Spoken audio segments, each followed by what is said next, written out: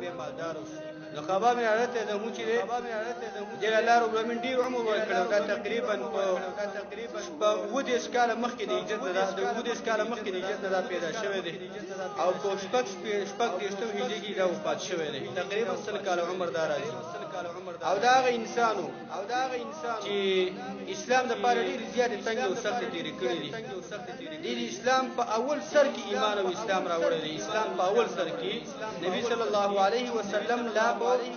دار ارقم کې دا مونږ شروع کړی دا غي د مخکې د اسلام راوړل د دې غلامي وخت تیر کړو دا غلام د دې چې کما سیده او کوم مشر ام الانمار ډېر ظالمه خزه ودا هغه به د اسلام په وجه باندې له داغونه ورکول وسره ګرمولې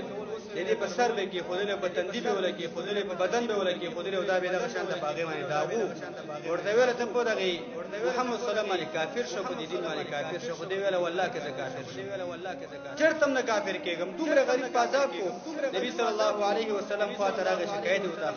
ما دا خزه نه پریدا ملک دا خپل سید او دا خپل مالک مانه پریدي الله پیغمبر ما د پاره دعا وکړه نبی صلی الله علیه وسلم الله ته دعا وکړه اللهم انصر خبابا یا الله ته دې خباب مدد وکړي الله تعالی څنګه مدد وکړو ام الانمار چې وا هغه رب العالمین داسې راځاره کړه په سر کې ول الله رب العالمین دې یو تکلیف پیدا کو چې خلکو ته به دا ویل چې په سر باندې لګ داغونه لګا ودا وسونو داغونه ته به لګارام ملاويږي همدا خباب می ارته حکم کو او هغه ول په سر باندې داغونه لګول او سپي غوند فرنچار به کوته چې سپي غوند به پاګانې کول سوچ نه کان خلک پازاوي وردا چې سره به رب العالمین صدا چې کار به کوي چې په دې تکلیف یې اخته کوي چې داغه به هیڅ علاج نه